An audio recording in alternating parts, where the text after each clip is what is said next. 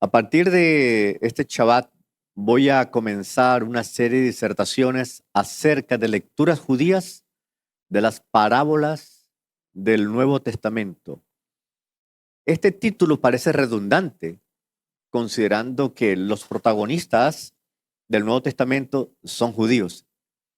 Sin embargo, a lo largo de la historia, la información que tenemos, las interpretaciones que suelen manejarse, son desde la perspectiva cristiana. ¿Ok? Y es por eso que lo que estoy proponiendo es una lectura judía, no solo del Nuevo Testamento, sino de una parte de ella, de las parábolas del Mesías Yeshua. ¿Ok?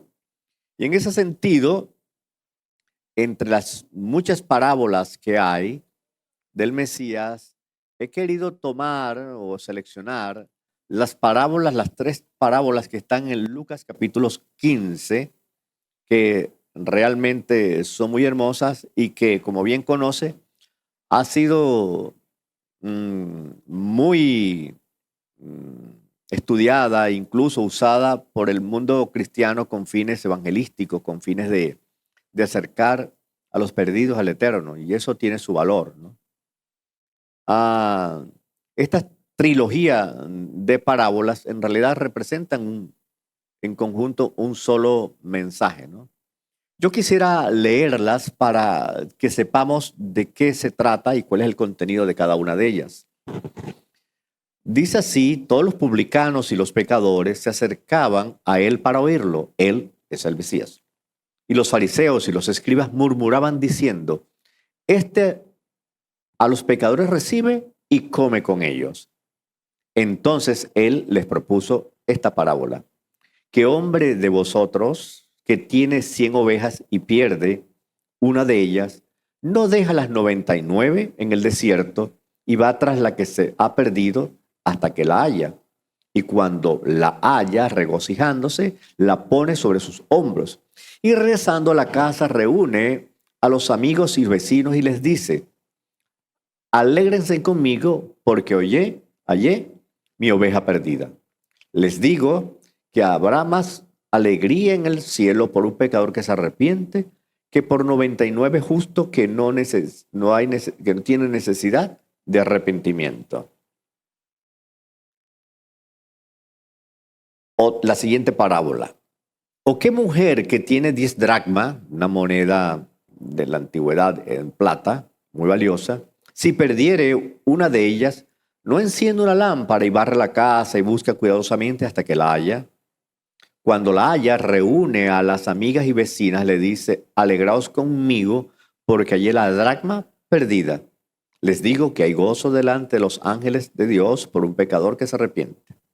Y la final parábola dice: también les digo que cierto hombre tenía 2 hijos. El menor de ellos dijo al padre: Padre, dame la parte de los bienes que me corresponde. Y él le repartió sus bienes.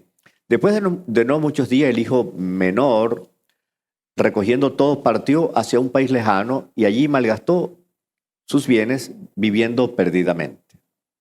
Y cuando había gastado todo, sobrevino una gran hambre en aquel país y él comenzó a pasar necesidad y se arrimó a uno de los ciudadanos de aquel país, quien lo vio, que lo envió a los campos para apacentar cerdos. Esto es una de las partes terribles de la Torá, que un judío que no come cerdos termine criando cerdos y alimentándolos. Y ansiaba saciarse con los algarrobas que comían los cerdos, pero nadie le daba. Entonces, volviendo en sí, dijo: ¿cuántos jornaleros en la casa de mi padre tienen abundancia de panes y yo aquí perezco de hambre? Me levantaré, iré a mi padre y le diré: Padre, he pecado contra el cielo y contra ti, y ya no soy digno de ser llamado tu hijo. Hazme como uno de tus jornaleros. Levantándose así, fue a su padre, y estando él aún distante, su padre lo vio, y corriendo enternecido se echó sobre su cuello y lo besó efusivamente. Entonces el hijo le dijo: Padre, he pecado contra el cielo y contra ti, y no soy digno de ser llamado tu hijo. Pero el padre dijo a sus siervos: pronto saquen el mejor vestido y vístanlo. Pongan en él un anillo en su mano y sandalia en los pies. Traigan el becerro gordo, mátenlo y comamos y alegrémonos, porque mi hijo estaba muerto y ha vuelto a vivir. Estaba perdido y fue hallado, y comenzaron a alegrarse. Pero su hijo mayor estaba en el campo y al regresar oyó la música y las danzas, se acercó a la casa para ver qué era lo que estaba pasando. Y llamando a uno de sus criados le preguntó, ¿qué era aquello? Entonces le dijo, tu hermano se ha presentado y el padre ha sacrificado el becerro gordo porque lo recuperó sano. Y se enojó el hermano mayor y no quería entrar. Saliendo entonces su padre le rogaba que lo hiciera. Pero él respondió, padre, diciendo, he aquí tantos años te he servido fielmente, no he cometido error y jamás quebranté un mandato tuyo. Nunca me diste ni un solo cabrito para alegrarme con mis amigos. Ah, pero cuando vino tu hijo, quien consumió todos tus bienes con prostitutas, mataste para él el becerro gordo. Es como decir, hizo mal y lo estás premiando ahora. Entonces le dijo el padre, hijo, tú siempre estás conmigo, todas mis cosas son tuyas, pero era necesario hacer fiesta y regocijarnos porque este hermano tuyo estaba muerto y revivió, estaba perdido y fue hallado. Hermosísimo, ¿verdad? Todo. Muy bien. Ahora, ¿cómo leer esto? En primer lugar, nosotros debemos tener en cuenta el contexto. Aquí hay una yuxtaposición. La yuxtaposición consiste entre la crítica que hacen los fariseos del comportamiento de Yeshua y las tres parábolas que él les dice. Es decir, que las parábolas, en esta yuxtaposición que sabemos que el segundo bloque da interpretación o sentido al primero, significa entonces que estas parábolas es una respuesta a la crítica de los fariseos. ¿Estamos claros allí? Muy bien. No es la primera vez que los fariseos critican esta conducta de acercamiento del Mesías hacia los publicanos y pecadores, porque era un maestro de Torá y alágicamente podía contaminarse con acercamiento de aquellos que no guardaban la Torá y muchos menos las leyes de pureza. En el capítulo 5 del mismo libro de Lucas, hay un episodio donde Yeshua llama al ministerio a Leví, un publicano. Le dijo, sígueme. Y él, dejándolo todo, se levantó y comenzó a seguirlo. Y Leví, al sentirse pues alegre porque un gran rabino de su pueblo lo había llamado a ser su discípulo y trabajar con él, hizo en su honor un gran banquete en su casa. Y había un gran número de publicanos y otros que estaban reclinados a las mesas con ellos. Y los fariseos y sus escribas murmuraban contra su discípulo. También estaban allí. Y entonces, el hecho que los fariseos estén comiendo, que son guardadores de Torah, significa que el publicano era observante de Torah también, porque si no, no estuviera allí. ¿Estamos claros? O sea, que toda la alimentación y todo lo que allí consumían era kosher. ¿Eso es claro para todos? Porque si no, no tuvieron los fariseos allí. ¿Ok? Ok, entonces el asunto es que ellos la reclaman. ¿Ok? ¿Por qué comen con publicanos y pecadores? Aquí hay una división interesante. Publicanos y pecadores. Los publicanos no eran catalogados como pecadores, porque si no hubiera dicho, ¿por qué come con pecadores? ¿Correcto? Simplemente hace una división. Publicanos, estos como Leví. Entonces, Leví no era un hombre sin Torá, no era calificado como un pecador en el sentido de que no está guardando Torá, pero era considerado un traidor porque colaboraba con el imperio. Es decir, está bien, guardas Torá, pero lo que estás haciendo está mal. Esa es la división que él está haciendo. No eran considerados, por eso ellos estaban allí, ¿no? Porque comen y beben con los publicanos y pecadores. Entonces, a Yeshua, la única respuesta que le da allí es corta, dice, los que están sanos no tienen necesidad de médico, sino los que están enfermos. No he venido a llamar justos, sino pecadores al arrepentimiento. Estas palabras van a ser entendidas con mayor amplitud en lo que viene. Pero ya vemos la crítica. En esta segunda crítica, Yeshua dice, no aguanto más. Les voy a dar su merecido. Les cuenta 3 parábolas. En este contexto ahora hay que entender las parábolas. ¿Ok? En la primera parábola se pierde una oveja. En la segunda parábola se pierde una moneda. En la tercera parábola se pierde un hijo. Entonces, cuando uno examina estas pérdidas y que luego que viene la alegría del encuentro, ¿ok? La preocupación por la pérdida y la alegría del encuentro, vemos que hay todas esas cosas comunes. Pero necesitamos identificar cuál es el mensaje que tiene Yeshua. Cuando uno nota que hay una yuxtaposición, acá entre las parábolas y la crítica que le hacen los fariseos a Yeshua por comer con publicanos y pecadores, uno tiene que percatarse de inmediato que las respuestas que él da a los fariseos tiene que ver con ellos. Lo que viene a continuación es una crítica. Entonces, por medio de estas 3 enfoques, él envía un mensaje para decirle quiénes son los responsables, ¿ok?, de la situación que está pasando al interior de la comunidad judía. ¿Cómo corregirla de modo que traiga alegría?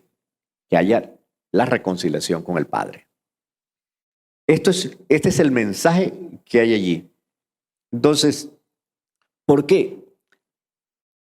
Porque desde el enfoque tradicional ha sido considerada la oveja perdida y la moneda perdida e incluso el hijo perdido como los protagonistas de la historia, en el sentido de que ellos tuvieron perdido por alguna razón y ahora al regresar a casa, entonces es una alusión al arrepentimiento de cada uno de ellos, ¿correcto? Entonces ahí están representados los perdidos en alguna manera. Y es representado el padre que los busca en el pastor, ¿okay?, en el buen pastor, en el padre, ¿okay?, del hijo pródigo, pero hay un problema. La parábola del medio es una mujer. Entonces ahí comienza a verse las fisuras de la interpretación cristiana. ¿Por qué? Porque no cuadra dentro de la imagen de representar al padre que busca al perdido y lo trae de regreso a casa, porque hay una figura de una mujer. El gran problema es que el mundo cristiano ha convertido unas parábolas en alegorías. Ese es el primer error hermenéutico. Y segundo, no ha leído esto en su contexto, que hay una yuxtaposición. La narrativa hebrea continúa aún en el Nuevo Testamento, porque es la forma de expresarse los judíos cuando hablan. Cuando yo digo una cosa y luego digo otra, ambas tienen que tener un encadenamiento lógico. Y a veces el quebrantamiento de la narrativa nos viene a decir que lo segundo tiene que ver con lo primero. Así que esta parábola no viene a hablar del amor del Padre por la humanidad que busca a sus hijos arrepentidos. Es una crítica a la dirigencia judía de su tiempo que no está haciendo las cosas correctas. Por lo tanto, cuando en la parábola primera, que es la que ahora yo quiero hacer énfasis, entonces uno puede notar que lo que está haciendo Yeshua es describir por medio de las parábolas la problemática que hay al interior de la comunidad judía, quiénes son los responsables de ella y cómo pueden hacer tikkun. Entonces, esto significa que debemos entender acá qué es una oveja y qué es un pastor, para empezar por allí. Y en particular, el papel que las escrituras hebreas le brindan a la figura del pastor como alguien que vela por las ovejas. 3 ejemplos increíbles tenemos en las escrituras hebreas acerca de lo que es un verdadero y fiel pastor. 3 de ellos, Jacob, él era un pastor asalariado. Y aunque era asalariado, era un hombre fiel. Y lo podemos leer en el capítulo 31 del libro de Génesis, cuando él estuvo en una disputa con su siervo Labán, pues él estaba huyendo con su familia y él vino a reclamar: te me has llevado todo. Dice: yo me he portado fiel hasta ahora. Y cuando cuidaba tus ovejas, tu ganado, se me consumían los ojos de día y de noche velando por ellos. Y si alguien se los robaba, yo los reponía. Y si alguno de ellos se perdía, yo también te los reponía. O sea, se está mostrando como un pastor fiel a su trabajo. El segundo es Moshe. Moshe también era un pastor fiel que cuidaba las ovejas de su suegro. Tampoco eran suyas. Pero tenemos un tercer personaje que fue tan fiel como los otros dos, que cuidaba ovejas, y ese es David. Y en David vemos no solo la fidelidad en el cuidado de sus ovejas, sino que cuando se encontró con Saúl, cuando iba a pelear con Goliat, mostró cuánto amaba su oficio y a las ovejas, que arriesgaba su vida, y si venía un león o un oso, lo enfrentaba y lo mataba para preservar la vida. Es decir, aquí se presenta el pastor como alguien que arriesga su vida por las ovejas. ¿Ok? Eso en primer lugar. En segundo lugar, en cuanto a las ovejas tienen 2 características que las distinguen de otros animales que tenemos en el mundo. Las ovejas son muy torpes. Es decir, se pueden extraviar fácilmente. ¿Sí? Y segundo, tienen la característica que solamente reconocen la voz de su pastor. La voz de su pastor no conocen. Esa es una característica importantísima. Entonces, ¿qué significa esto? Que cuando la Escritura está diciendo acá en Lucas 15, que dice: ¿quién de vosotros tiene 100 ovejas y pierde una de ellas?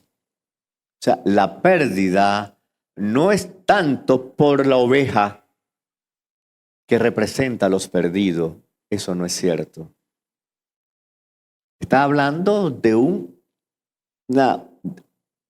asunto de la vida real, para reflejar luz de una situación que está pasando en su momento, porque las parábolas surgen o se improvisan por la genialidad y la inspiración de los rabinos, en este caso el Mesías, para tratar una problemática de su momento basado en hechos, en este caso del mundo pastoril de los hebreos. Cuando una oveja se pierde, no es porque quiere perderse, son torpes. Esa es prácticamente su naturaleza. ¿Okay?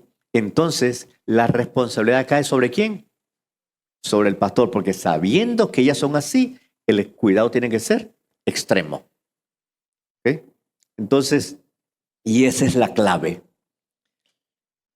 Quien la pierde es el pastor. No es la oveja que ha decidido irse, porque no hay conciencia. Como no tiene conciencia la moneda que se pierde también. ¿Van viendo las claves? Entonces, el pastor ha descuidado su oficio y por eso son responsables. Los publicanos y pecadores, a los cuales juzgan los fariseos como perdidos, uno en un sentido, porque colaboran con el imperio, por muy kosher que sea su comida y por muy observante de Torah que sea, y los pecadores que ni siquiera se preocupan por Torah. Ambos grupos, para ellos, son como ovejas perdidas. Pero ya Yeshua les reclama, porque el capítulo 34 del libro de Ezequiel muestra claramente, y no lo voy a leer, lo pueden leer en sus casas, que hay un reclamo de parte del Eterno, que los pastores que puso él, que son el liderazgo, para el cuidado y protección de sus ovejas, que son su pueblo, no lo están haciendo. No están sanando ni a la enferma ni a la perniquebrada. ¿Ustedes saben qué es la perniquebrada? Cuando una oveja se pierde una y otra vez, entonces el pastor, para corregir esa conducta, le parte una pierna y luego la entablilla.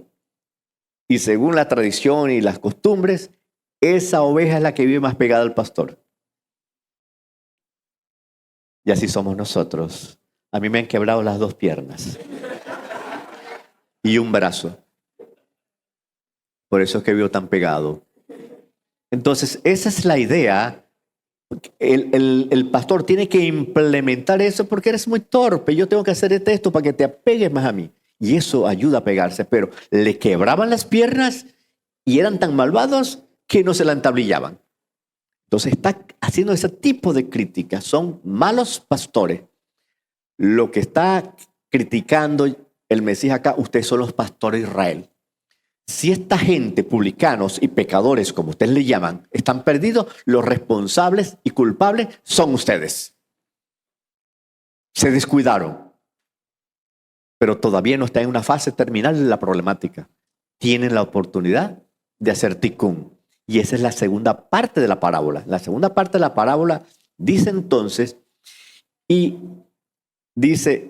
tiene 100 ovejas y pierde una de ellas, no deja las 99 en el desierto. Eso significa que el pastor, cuando ve todas las ovejas, dice, no, ahí están todas. No, tiene que contarlas. Entonces, ¿cuándo comienza el tikkun? ¿Cuándo comienza la genuina preocupación? Cuando comienza a contarlas. Si están todas las 100, no hay problema.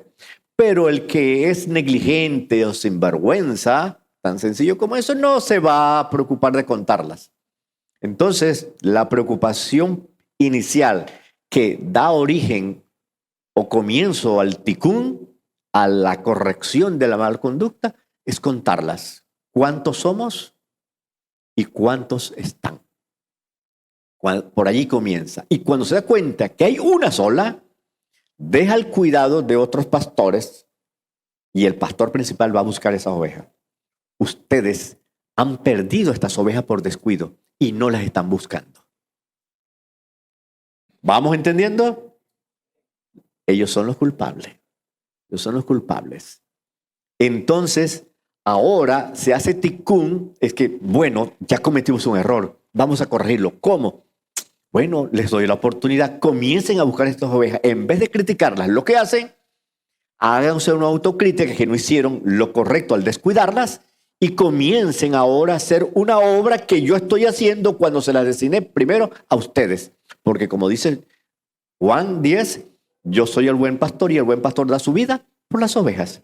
Vine a hacer un trabajo que ustedes no están haciendo y esa profecía está en el capítulo 34 del libro de Ezequiel. Debido a que ustedes se han descuidado con las ovejas que yo les encargué y les puse en sus manos, ahora yo tengo que venir como el pastor de todas estas ovejas. Él está diciendo, yo estoy cumpliendo esta profecía. Miren todo lo que hay allí. Miren todo lo que hay allí. Ahora, el tikkun ha empezado. Las ha contado, deja las 99 a cargo en el desierto para otros y se va a buscar la que se ha perdido hasta encontrarla. Su labor no termina hasta que todos estos estén de regreso. Porque las ovejas es una descripción de los humildes, aquellos que siguen al Eterno, pueden extraviarse una y otra vez como unas ovejitas que en su torpeza pueden no seguir el camino y descarriarse, pero son del Eterno. ¿Okay? No está hablando de cabritos, está hablando de ovejas, de aquellos que son del Eterno. ¿Sí entendemos todos? Porque pudo haber escogido cabritos. No, escogió ovejas por la razón que he explicado. Muy bien. Ahora, cuando la ha encontrado, se regocija, la pone sobre sus hombros y regresando a su casa reúne a sus amigos diciendo, y vecinos, miren, alégrense conmigo, hallé la oveja que se había perdido. Eso es lo que tienen que hacer ustedes. En vez de criticarlos, búsquenlo y hagan fiesta cuando ellos regresen a casa. Y entonces dice, y aquí viene la perla, Así que habrá gozo en el cielo por un pecador que se arrepiente. ¿Quién es el arrepentido acá? El pastor. ¿Se dan cuenta? El pastor es el arrepentido. Esta es la lectura judía de las parábolas del Mesías. Y esa es la interpretación correcta. Eso era indirecta para ellos. Están haciendo mal, pero pueden arrepentirse. Por eso hay gozo en el cielo, porque uno de los pastores de Israel, por lo menos algunos de ellos, han entendido que se han descuidado en el trabajo que el Eterno los encargó, que yo vine a cooperar con ellos y no me dejan y también me critican. Ahora ustedes tienen la oportunidad de arrepentirse, atender a esas ovejas y colaborar juntos para traerlos todos a casa, porque están secuestrados por el pecado. Y es nuestro deber traerlos a casa. Ese es el mensaje poderosísimo de esta palabra. Y entonces, porque lo que pasa es que mucha gente se confunde cuando dice, aquí más adelante hay más gozo en el cielo por un pecador que se arrepiente, por 99 justos que no tienen necesidad de arrepentimiento. Es exactamente la misma palabra que usó allá. Los enfermos no tienen necesidad de médico, ¿ok? Ni los justos que se arrepientan, ya no están bien. Pero no, el punto acá es que está comparando el hecho de que de los 100 pastores que hay, por lo menos uno que se arrepiente. Y los demás, si no necesitan arrepentimiento, que se queden como están. Según ellos se creen justos, pero ellos llevarán el juicio del Eterno. Pero el gozo del cielo será para ellos, no para aquellos que se creen justos. ¿Sí lo entienden? Entonces, acá en la primera parábola ya vemos que se ha cumplido el significado de ella en el sentido que el Eterno le está diciendo: se han descuidado y hay oportunidad de arrepentirse y habrá gozo en el cielo por un pecador que se arrepiente. Le está diciendo: arrepiéntete, haz tu obra. Y el Eterno te traerá a casa junto con aquellos que tú dices que están perdidos, pero tú estás perdido tanto como ellos. Ellos por torpe, pero tú con mayor conocimiento tienes más responsabilidad. Wow, esa es la historia. ¿Qué significa todo esto? Que nosotros también, ahora vamos a aplicar esto a nosotros, como líderes, como hombres que el Eterno puso a cargo de esta maravillosa comunidad, a la cual estoy agradecido al Eterno por semejante responsabilidad y también temeroso por ello. Es nuestro deber buscarlos a todos, sea quien sea. Todos alguna vez estuvimos de algún modo extraviados. O sea, no extraviado no significa que estar completamente en la drogadicción o en bandas de asaltantes, de malandros. No, puede ser algún elemento u otro que nos haga enfriar. ¿Okay? Pero aquí estamos todos cumpliendo esa labor. Ven, regresa a casa. ¿Okay? Ayúdame en esta obra. Todos estamos comprometidos, pero nosotros tenemos la mayor responsabilidad de traerlos a casa. Si me he equivocado en no atender a algunos de ustedes, pido disculpas. Estoy haciendo mis mejores esfuerzos, pero con la ayuda de ustedes lo haremos mejor.